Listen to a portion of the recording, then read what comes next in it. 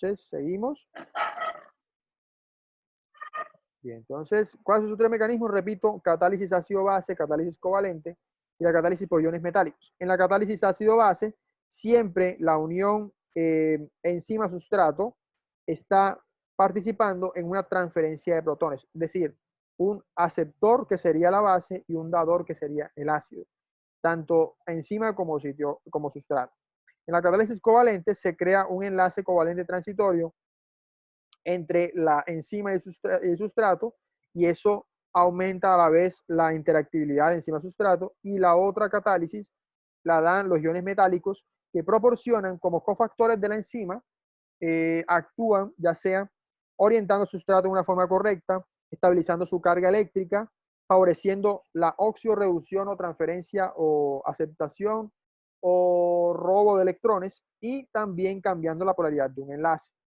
Todos estos mecanismos catalíticos están orientados a eso. Este, por ejemplo, es un esquema que muestra, este esquema lo pueden encontrar en la bioquímica de Feducci. Aquí está un sitio activo enzimático con un residuo de serina y un residuo de histidina. Entonces aquí está la cadena lateral, que son los responsables para la parte catalítica, y aquí está la cadena lateral de la serina, un grupo de hidroxilo, y aquí está un enlace peptídico que sería el sustrato donde van a actuar. Entonces miren que durante la catálisis ácido-base, observen que uno de los residuos actúa como base, aceptando protones, y otro residuo actúa como ácido, donándolos. Cuando dona su protón, él queda, en este caso la serina, cargado negativamente, y eso favorece el ataque nucleofílico que ocurre en esta zona. Miren que es un ataque hacia el grupo carbonilo. Y cuando eso ocurre, esa unión se favorece, se obtiene el siguiente tipo de catálisis, que es catálisis covalente. El sustrato se une transitoriamente al sitio activo de la enzima formando un enlace. En ese momento, miren que el sustrato ha quedado de una manera completamente orientada. ¿Para qué? Para favorecer la formación del producto. Vean que el objetivo de la catálisis ácido-base y covalente en este caso para este sustrato puede favorecer o destabilizar la unión hacia la enzima, que favorecería la orientación adecuada de nuestro amigo el sustrato. Bien. Ahora, esa unión favorece a la vez la llegada de otra parte del sitio activo, y eso favorece la unión hacia la formación de productos. Miren que al final la enzima, digamos, queda inalterada. Miren que se obtiene nuevamente el residuo de histidina, ¿cierto? Que suelta su protón, que ayuda a la reacción para recuperar a la serina. Y en este caso, miren que el producto final es un compuesto formado por la ruptura de este enlace. Se forma una amina y un grupo ácido carboxílico, producto de la descomposición de este compuesto peptídico.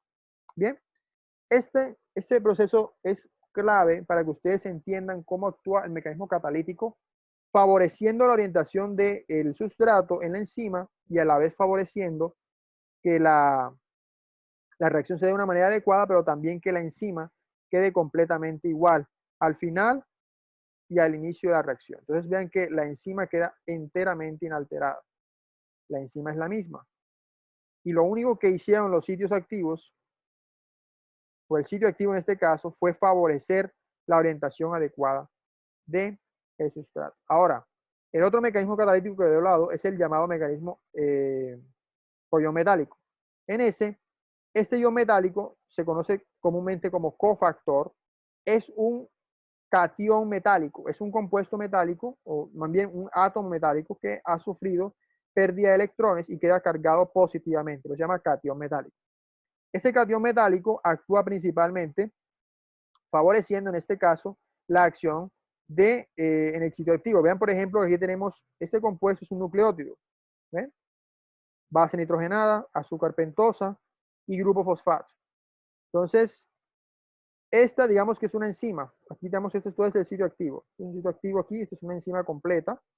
Y en esa enzima hay un residuo de serina. Ese residuo de serina tiene un grupo hidroxilo, ¿bien? Que para poder entrar acá necesita la ayuda del cofactor. El cofactor lo que hace es que modifica las cargas eléctricas del mismo, ¿cierto? Y eso deja susceptible al ataque nucleofílico en esa zona. Así el grupo serina puede entrar aquí actuando y eso pues favorece también la decisión o la ruptura de grupos fosfato de alta energía. Y eso gracias a ser un cofactor. El cofactor ayuda mediante la reorganización de cargas a permitir los ataques nucleofílicos en las zonas. Y eso genera un enlace transitorio aquí con el sustrato final.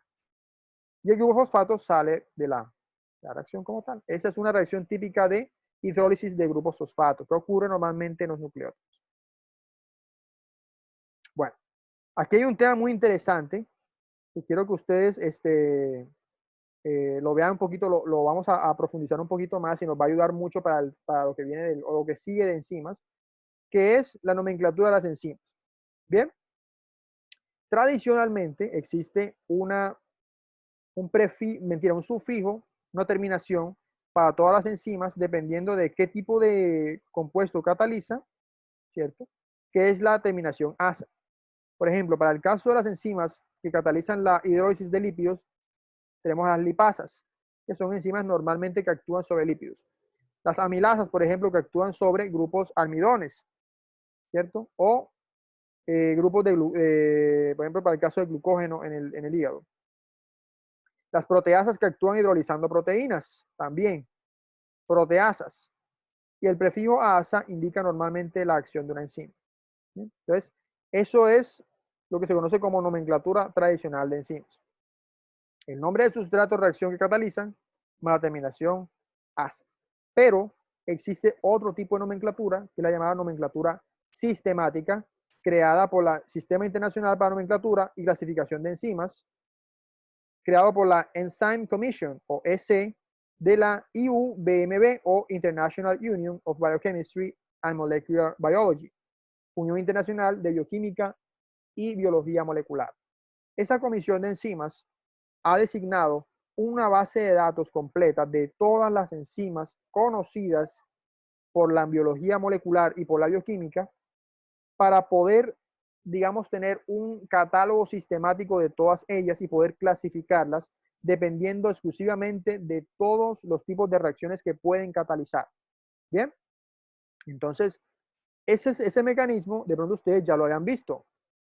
Y ese mecanismo, digamos que designa a cada enzima con las letras E.C. seguidas de 4 números separados por puntos que indican cada número, cada primer dígito nos dice el nombre de la clase de enzimas. Hay 6 clases o grandes grupos de enzimas. Eso lo vamos a ver más adelante. El segundo dígito nos dice la subclase de enzima que es decir, el tipo de sustrato, si es un donador de electrones o qué tipo de enlace afecta. El tercer dígito nos da aspectos específicos de la reacción que esas catalizan. Por ejemplo, si el sustrato tiene un grupo funcional específico que participa en la reacción o alguna particularidad del sustrato. Y el cuarto dígito nos señala el número concreto que ocupa dentro de su subclase. Bien, ahora, cuando hablamos de clases y subclases en enzimas, hablamos de 6 grandes clases y de subclases hablamos una gran cantidad específicas. Pero lo más importante para ustedes es aprenderse estas 6 clases. Para ustedes es muy importante que ustedes sepan cuáles son esas 6 clases. Están las enzimas oxidorreductasas, las enzimas transferasas, enzimas hidrolasas, enzimas liasas, enzimas isomerasas y las enzimas ligasas. Cada una de ellas, de las grandes clases, de las 6 grandes clases, tiene una serie de subclases. Y todas estas subclases son enzimas que caen dentro de esa clasificación. Por ejemplo, para las oxidorreductasas tenemos a las deshidrogenasas, oxidasas que catalizan dobles enlaces en presencia de oxígeno, reductasas que hacen lo contrario, producen enlaces sencillos, peroxidasas que catalizan la obtención de radicales peróxido, catalasas que actúan sobre el peróxido de hidrógeno, oxigenasas e hidroxilasas.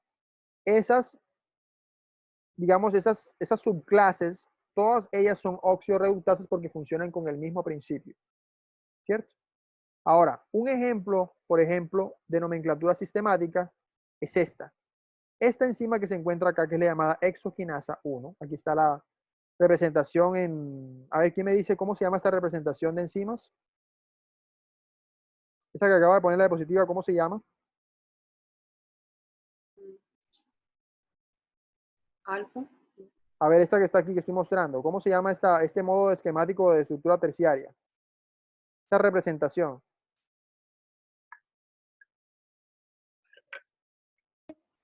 Alfa.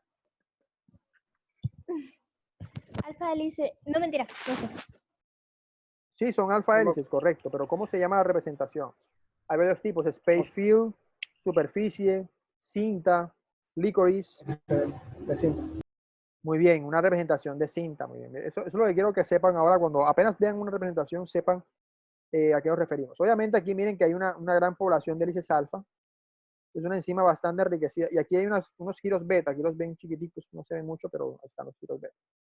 Bueno, la exoquinasa 1, hay varias formas de exoquinasa, hay varias isoformas de exoquinasa, eso vamos a ver más adelante, pero por ahora me interesa que sepan, por ejemplo, que la exoquinasa, normalmente hablando, se conoce a un grupo de enzimas que catalizan la reacción de fosforilación de la glucosa, que la glucosa es un monosacárido, una aldohexosa, que con la exoquinasa, digamos, sufre la fosforilación por el grupo carbono 6. Entonces, esa exoquinasa es, digamos, la primera enzima de lo que se conoce como glucólisis. Ella funciona con ATP, que es un nucleótido trifosfatado de alta energía, y la exoquinasa cataliza la transferencia de un grupo fosfato del ATP hacia la glucosa, produciendo glucosa 6-fosfato. Este compuesto es un compuesto de alta energía, porque el grupo fosfato le confiere, digamos, una alta cantidad de electrones libres dentro del grupo fosfato que aumentan la carga negativa del mismo, y eso aumenta también la energía suministrada al sistema. Esto con el objetivo de favorecer la escisión aldolítica que ocurre después de la glucólisis. Pero por ahora, esto es lo que hace la enzima. Transfiere un grupo fosfato hacia la glucosa. La glucosa queda como glucosa y fosfato y se obtiene ADP y un grupo hidrógeno libre. Ven que es adenosín difosfato, ha perdido un fosfato, que es este que está acá. Si vemos la clasificación sistemática de la exoquinasa 1, tenemos esta denominación. Si quieren la pueden buscar.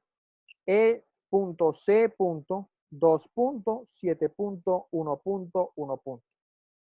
El primer dígito, que es este 2, nos indica que es normalmente una transferasa. Bien. Este número, junto con el siguiente dígito, que es el 7, nos dice que transfiere grupos que contienen fósforo o fosfotransferases. Es decir, si ustedes se van a la guía de la Comisión de Enzimas, encontrarán que la exoquinasa 1 comienza con la clasificación 2, sigue con el número 7, y luego le sigue el tercer dígito, que es este 1 que está acá. Este es el primer dígito, segundo dígito, tercer dígito, y este que está acá es el cuarto dígito. Entonces el tercer dígito nos dice esto, 2, 7, 1, que es una fosfotransferasa con un grupo alcohol como aceptor. En este caso, el grupo alcohol aceptor es el grupo hidroxilo del carbono 6 de la glucosa. Y por último, el último dígito, el dígito 4, nos dice que es 2, 7, 1, 1, la clase total a la cual pertenece a las llamadas exoquinasas, que son transferasas que transfieren exclusivamente a aldohexosas o compuestos de 6 átomos de carbono. De ahí el nombre exoquinasas. ¿Sí? Si ustedes quieren hacer el ejercicio, pueden buscar cualquier enzima y consultar en esta página que está aquí, este link de consulta, a la llamada Enzyme Nomenclature Database o base de datos de nomenclatura de enzimas, también llamada Enzyme, esta que está aquí.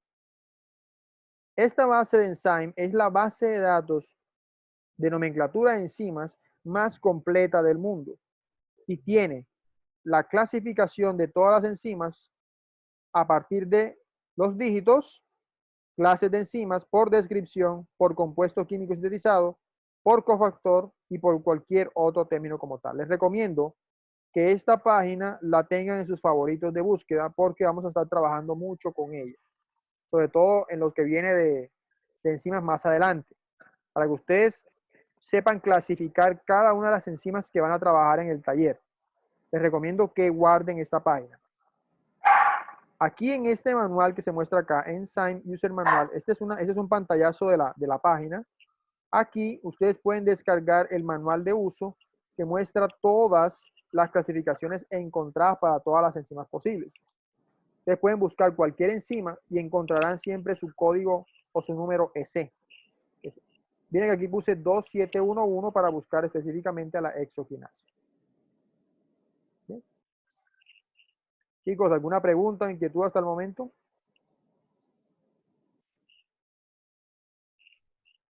¿No hay preguntas?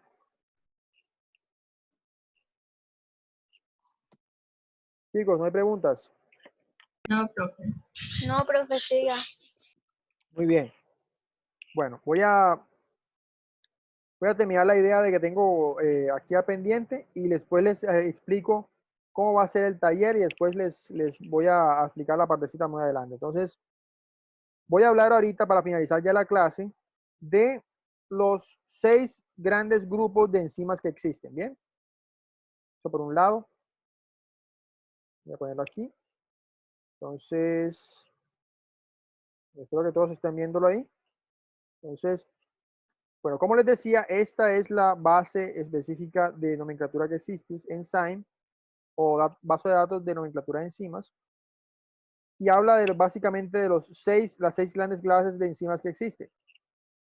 Voy a hablar de los 6 grandes grupos de enzimas que existen para que todos ustedes sepan específicamente qué tipo de reacción cataliza cada enzima normalmente. Todas las enzimas catalizan 6 de estas reacciones que les voy a hablar ahorita.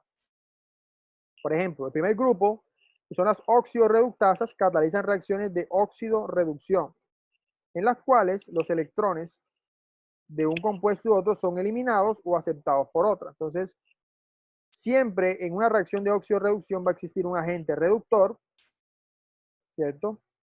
Y un agente oxidante. Ese agente reductor es un compuesto que normalmente otorga electrones, hace que otro compuesto se reduzca, mientras que otro compuesto es un agente oxidante, es quien hace que el otro se oxide, es decir, es un aceptor. Ese reductor dona electrones y el oxidante los recibe. Cuando el reductor entrega los electrones, se vuelve una sustancia oxidada o compuesto oxidado, mientras que el agente oxidante, cuando recibe electrones, se transforma en un compuesto reducido. Bien, entonces aquí, por ejemplo, A es un compuesto que se oxida porque pierde los electrones que los ha donado, y B es un compuesto que se reduce porque los gana. Entonces, ¿cómo funcionan las oxidorreductasas? Catalizan esa transferencia de electrones y lo hacen a través de una coenzima específica, ¿cierto? Que ayuda a esa transferencia de electrones. ¿Cuáles son los agentes oxidorreductores biológicos? Está nuestro amigo el oxígeno molecular, flavina adenosíndinucleótido oxidado, nicotidamina adenosíndinucleótido oxidado, y estos últimos quizás son los más importantes cofactores o más bien coenzimas enzimáticas a nivel biológico. Y ustedes los van a ver muchísimo ahorita en este capítulo, y lo vamos a ver también durante el capítulo de nucleótidos, y también lo van a ver quienes lleguen a Bioquímica 2, cualquiera de los docentes, van a ver el papel importante que tienen que cumplir NAD y FAD en todas las reacciones enzimáticas, porque son coenzimas transportadoras de electrones, que en muchas reacciones biológicas ellas se encargan de, digamos, recibir electrones de cualquier reacción química. Aplicaciones de esas oxidorreductasas, chicos, como les decía, hay una gran cantidad de subclases de oxidorreductasas. Están las deshidrogenasas, oxidasas, peroxidasas, oxigenasas, hidroxilasas, reductasas. Las oxidasas quizás son las más importantes a nivel biomédico. ¿Por qué? Porque muchas oxidasas funcionan con oxígeno. Es decir, catalizan reacciones de oxidorreducción en presencia de oxígeno. Muchas de ellas se usan en el diagnóstico clínico, principalmente para las llamadas glucometrías o los análisis de colesterol en sangre. Por ejemplo, para el diagnóstico clínico de glucosa, para la glucometría se utiliza una enzima que se llama glucosa oxidasa. que lo que hace es que en presencia de oxígeno y en un medio acuoso, esa enzima transforma a la glucosa, normalmente hablando, en ácido glucónico. Y dependiendo de la concentración de glucosa en sangre, así tendremos una lectura mucho mayor. Los glucómetros que funcionan para medir la glucosa en diabéticos, digamos, tienen un sistema sensor que está calibrado con un lector específico de glucosa oxidasa y cuando pinchan la sangre, ¿cierto? Digamos que en presencia de ese oxígeno del aire, ellos funcionan activando un sensor que está calibrado con glucosa oxidasa y es directamente proporcional a la señal obtenida de glucónico dentro de la misma celda. Entonces, esa celda la transforma en una señal eléctrica que es proporcional a la concentración de glucosa misma. Entonces, esa señal que está mostrando el glucómetro es principalmente debida a la cantidad o la concentración de glucosa medida por el aparato que transforma en una señal eléctrica y que cuantifica a través de una medida específica. Ese es lo que es el glucómetro.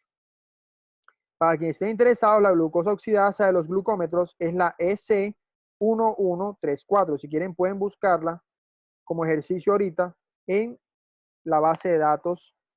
Les queda para ustedes buscar la colesterol oxidasa. Búsquenla como tal. Colesterol oxidasa. Profesor, una pregunta. Sí, dígame. Al momento de nombrar la enzima, ¿el S solamente se le pone a las enzimas oxirreductasas o a todas? No, yo les había dicho que la terminación asa depende de la nomenclatura tradicional. Bien, pero muchas de estas enzimas tienen, por ejemplo, la denominación oxidasa y demás dependiendo de la subclase a la que pertenece.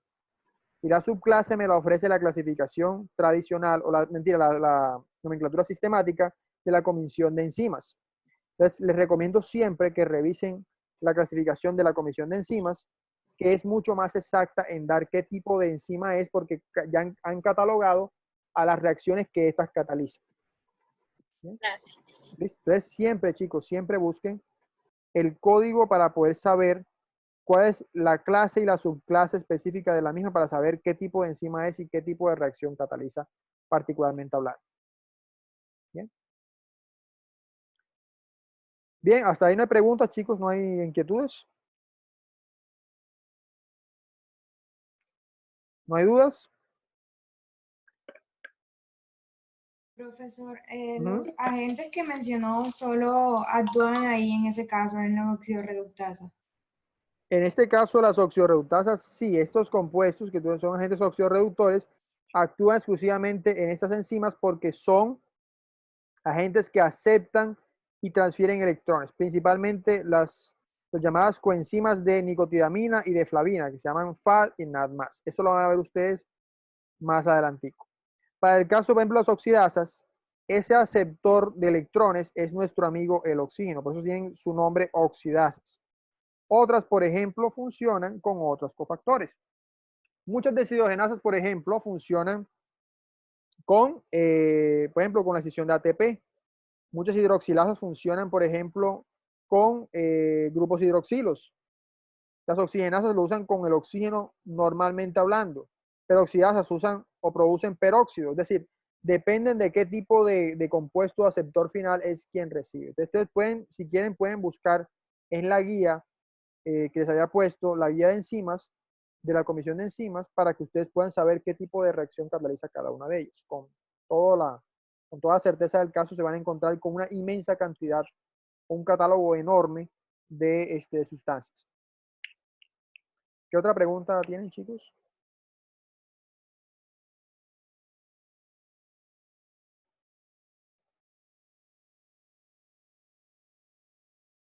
Nada, no hay más preguntas.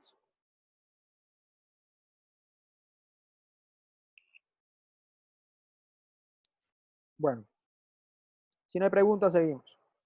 Entonces, les queda a ustedes buscar la clasificación de la Comisión de Enzimas para la colesterol oxidasa, que se usa en el análisis de colesterol sanguíneo, de suero sanguíneo. Muchas pruebas que usan los bacteriólogos en cualquier EPS y demás para detectar colesterol funcionan con esta enzima colesterol oxidasa. Transferasas. Las transferasas catalizan reacciones de transferencia de átomos o grupos de átomos entre moléculas. Un ejemplo particular son las llamadas enzimas quinasas, que transfieren grupos fosfato.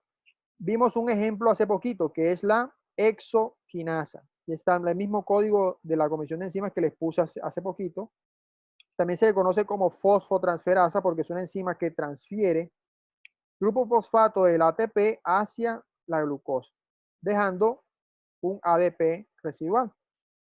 Entonces, miren que esta es una fórmula general para mostrar cómo funcionan las transferasas. Miren que este es el grupo X que va a transferir, B es un sustrato aceptor y aquí está el sustrato A sin grupo X y B quien lo recibe. Entonces se llaman enzimas transferasas. Catalizan la transferencia de átomos o grupos de átomos entre moléculas. Hidrolasas son un tipo particular de transferasas, pero estas señoritas transfieren un grupo hidroxilo y un hidrógeno desde uno o varios sustratos. Lo hacen de una manera que puede ser reversible como también irreversible. Pero también tienen un carácter mucho más en sentido irreversible porque son enzimas que funcionan más que nada produciendo nuevos enlaces a partir de la hidrólisis de agua. La hidrólisis básicamente ocurre porque el agua se disocia como hidrógeno e hidroxilo, perdón. OH. Entonces, estas enzimas aprovechan o digamos producen nuevos enlaces a partir de la hidrólisis o disociación del agua. Entonces, un hidrógeno va hacia una molécula y el hidroxilo va hacia otra molécula. Entonces, por eso se llaman que son un tipo de transferasas, porque transfieren hidroxilo e hidrógeno. Pero en realidad son hidrolasas porque funcionan por la hidrólisis de agua o la disociación para formar nuevos enlaces. ¿Sí? Entonces, muchas de ellas, por ejemplo, el caso de la alfa-amilasa es una enzima muy importante para nosotros porque permite degradar almidón de los alimentos. Es una hidrolasa que funciona con el agua el agua ingerida o los medios acuosos para poder degradar los enlaces glucosídicos. Aquí hay muchas subclases de hidrolasas, esterasas, glicosidasas, heterhidrolasas, todos, digamos, dependiendo de qué tipo de sustrato ellas rompen como tal o hidrolizan. ¿Sí? Y tienen muchísimas aplicaciones a nivel industrial. Bien, aquí hay algunos ejemplitos. Por ejemplo, algunas lipasas se utilizan en la síntesis de tensoactivos o derivados para detergentes. Algunas proteasas se usan para fabricar quesos con un contenido específico de azúcares. Algunas glicosidasas se utilizan para clarificar jugos, liberación de aromas o aplicaciones textiles específicamente hablando. Cuarto grupo, las liasas. Las liasas catalizan reacciones de rompimiento reversible de enlaces, ya sea enlaces carbono-carbono, carbono-nitrógeno o reacciones de descarboxilación donde se libera dióxido de carbono en una molécula. Las liasas son, como su nombre indica, enzimas que catalizan rupturas de enlaces. ¿Okay? Aquí está la ruptura, cómo se separa en dos compuestos diferentes. Aquí tenemos, por ejemplo, una enzima que es la histidasa. Aquí está el número o la clasificación de la comisión de enzimas. Miren que cataliza la reacción de escisión o de ruptura de este grupo amonio, de la histidina, para producir amoníaco libre y transurocanato, que es un compuesto con un doble enlace. ¿Bien? Entonces, siempre que hay una reacción de ruptura de enlaces, es una enzima liasa. También se les conoce como sintasas, porque producen nuevos compuestos a partir de la destrucción de enlaces. Bien. Algunas, por ejemplo, algunas no tienen clasificación sistemática, pero otras, gran parte de ellas, sí tienen clasificaciones, digámoslo así, sistemáticas. Y dependen de qué tipo de enlace atacan o de qué tipo de mecanismo catalítico pueden estar actuando. Isomerasas son las enzimas que catalizan la reacción de isomerización molecular, que significa un movimiento dentro de un grupo de un doble enlace, una epimerización en el cual el compuesto se transforma en un epímero, es decir, un grupo de hidroxilo pasa a un carbono 4, a un 5, a un 6, se mueve dentro de la misma cadena. Un cambio en la isomería óptica si pasa de D a L.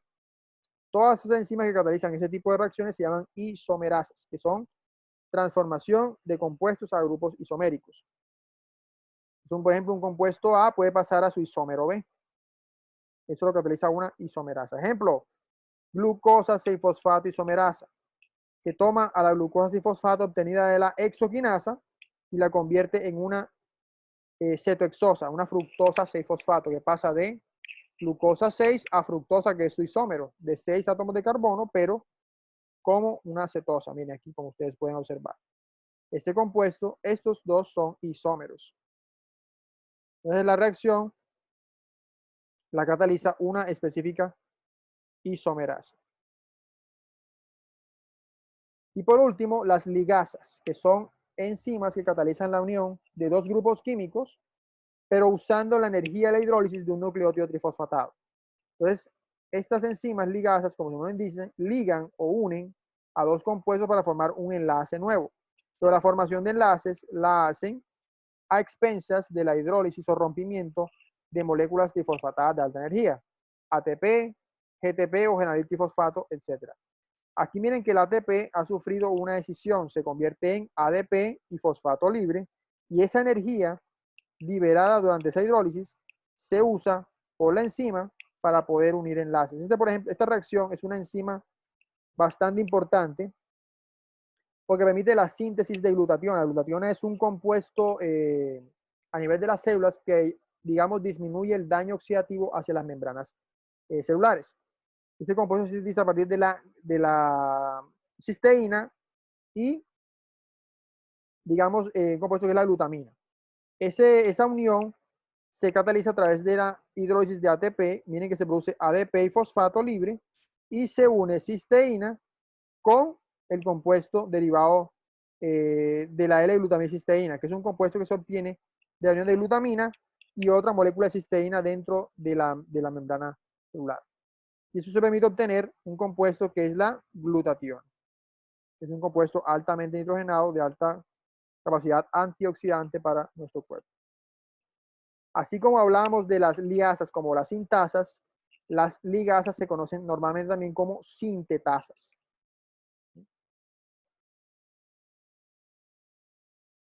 Bueno, chicos, ¿tienen alguna pregunta, duda, inquietud específica respecto a las clases de enzimas que hemos dado? ¿Nada?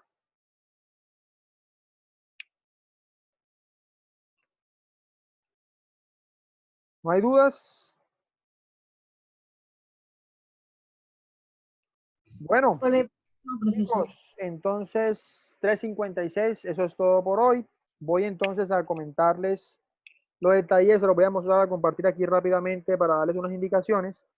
Reitero, voy a anexarlos a Canvas ahorita para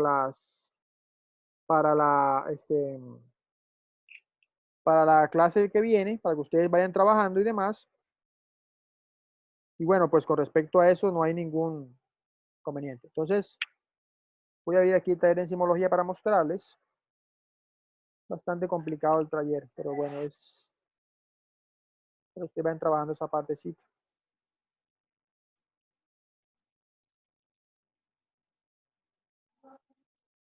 Enzimología clínica, aquí está. Muy bien.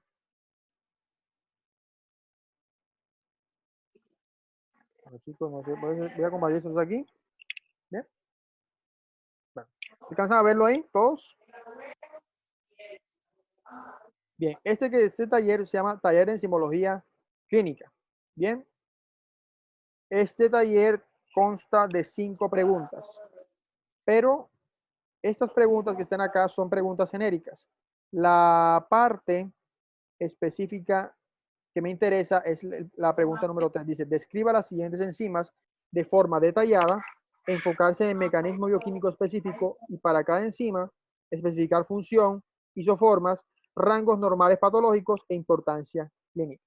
Miren que hay 1, 2, 3, 4, 5, 6, 7, 8, 9, 10, 11, 12, 13, 14, 15, 16. Bien. Entonces, son unas 16 enzimas. Eso haciendo el cálculo hacia grosso modo, nos daría más o menos, contando 48 entre 16. Dan grupos de 3. Esta vez van a trabajar, vamos a contar 1, 2, 3, 4, 5, 6, 7, 8, 9, 10, 11, 12, 13, 14, 15, 16. O sea, hay 16 enzimas. Todos van a definir o sea, todos van a trabajar igual, pero, eh, cada grupito va a ser de 3 personas. O sea, cada grupo va a presentar grupitos de 3 el mismo trabajo, pero se van a enfocar en una enzima específica que yo voy a sortear. ¿Listo? Entonces, les agradezco que por favor, María Paula, ¿dónde estás por ahí? ¿Estás conectada? Sí, señor, aquí estoy. Te voy a agradecer que por favor, eh, todos ustedes chicos, por favor, se organicen en grupos de 3 personas y le manden a María Paula un listado de los grupos.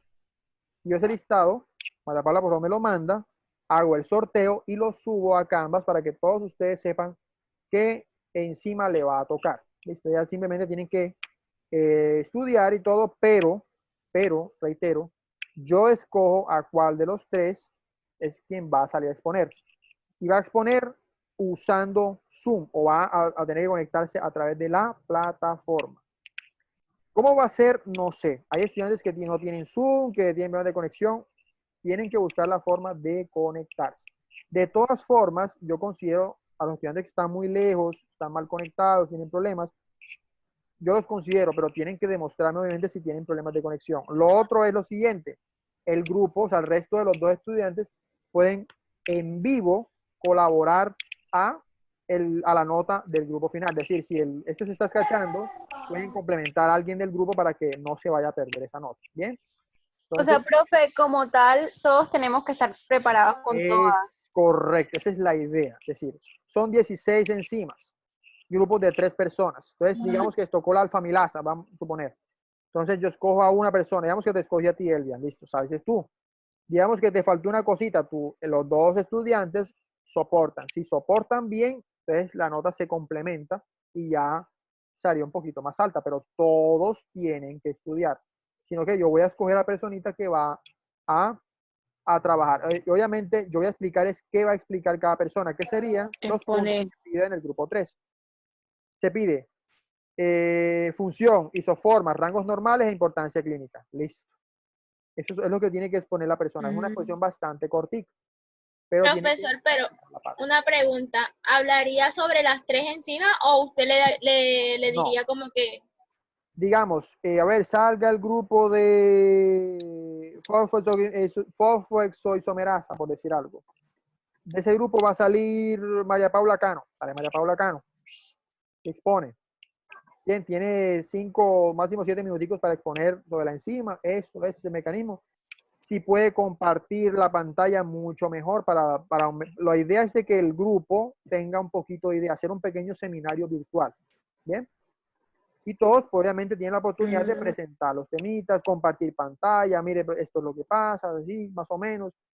Una exposición muy breve. Si algo faltó, el grupo complementa y así sucesivamente. Cada grupito de 3 va a tener una enzima particular por trabajar. Okay. Bueno. Pero debemos presentar todo el trabajo como tal.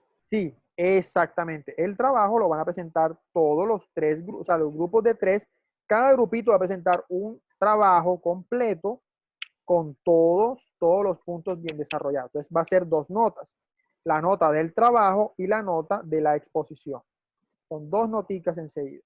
Profe, o sea que en el trabajo sí hay que desarrollar todo. Claro, tiene que desarrollar todas las preguntas. Todas las enzimas. Les recomiendo, chicos, les recomiendo que pueden incluso hacer sesiones entre ustedes para buscar información. Cada grupito se va a preparar particularmente para su enzima, pero para toda la información global pueden buscar información entre todos, hacer una red de colaboración para trabajar más rápido. Les hago esa sugerencia. Obviamente, traten de que los trabajos no sean similares. No busquen información común, pero busquen la forma de que la información sea presentada de una manera adecuada. Y ustedes saben cómo son los trabajos, resumidos, bien específicos, bien concentrados, se ve que tuvieron dominio, que ahí referenciaron, que parafrasearon los textos. Eso es lo que me interesa que ustedes presenten. Bien, Profe, eso es para el otro lunes. sería para el próximo lunes. Voy a ver si subo eso ahorita a Canvas, termino de subirlo, le subo el taller, le doy las indicaciones, las instrucciones, y María Paula, por favor, me pasas el listado de los grupos para yo sortear las enzimas, para que cada grupito sepa qué tipo de enzima es. Ese Word lo voy a subir a Canvas y ahí va a quedar listado de estudiantes y exposiciones. Ya está. Usted va a saber qué grupo es y cuál le toca. Entonces, chicos, hagan los grupitos desde ya mismo hoy en la tarde. Manden la información a María Paula, cuál sería el grupo 1, grupo 2, grupo 3, grupo 4, y yo les pongo los temas enseguida, ¿de acuerdo? Recuerden, nombres completos para que sea más fácil identificarlos y poder ponerles las notas, ¿de acuerdo? Listo, ¿Todo entendido? listo. Todo entendido.